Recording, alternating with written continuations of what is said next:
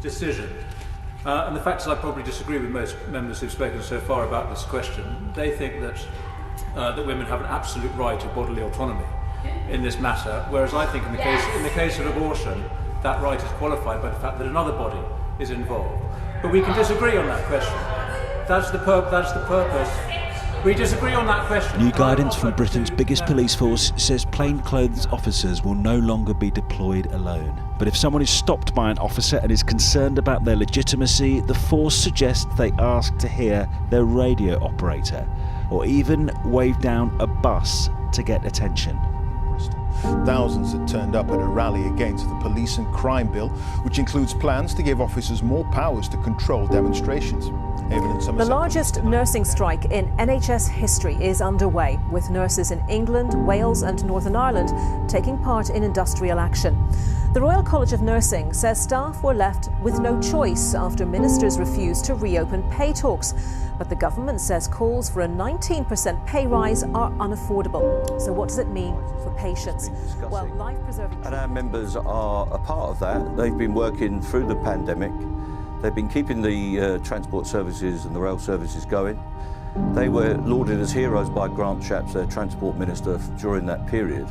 And their reward for that has been a pay freeze that's gone on for 2 or 3 years. We've got into the 3rd anniversary without a pay increase for most of our members. So we completely regret the disruption. I understand the anger that the public will feel. I understand their concern at the disruption.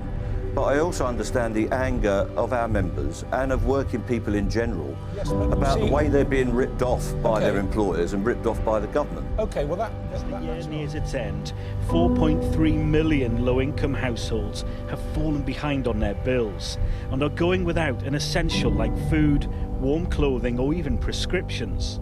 And 3 million low-income households haven't been able to heat their homes, and that's before the predicted cold weather next week.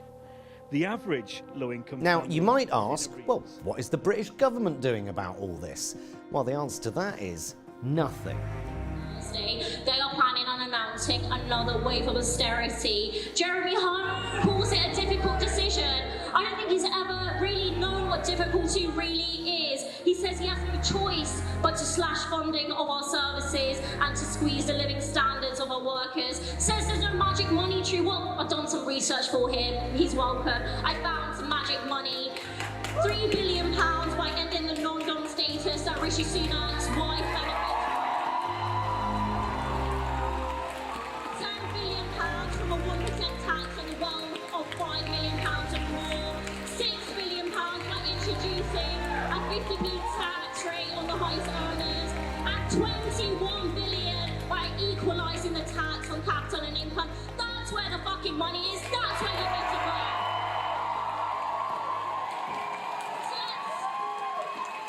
Let's not fall for this nonsense when they say there is no money and there's difficult decisions to be made. It is political choice time and time again, and they will not squeeze the money of their donors, the money of the class that they represent. They need to squeeze the rich, not the rest of us. But we Seem to be on the table these days, yet people are starting to have enough. The tide is turning. People can see that they are being taken for a ride, that their hard-earned cash is lining the pockets of shareholders and rich politicians' mates. We've had enough. You asked for a State of the Nation video? Well, there, you've got one. We've had enough. It just feels like everyone I meet looks like they want to shut up shop and move to a country with better infrastructure, less child hunger, and more trustworthy leaders.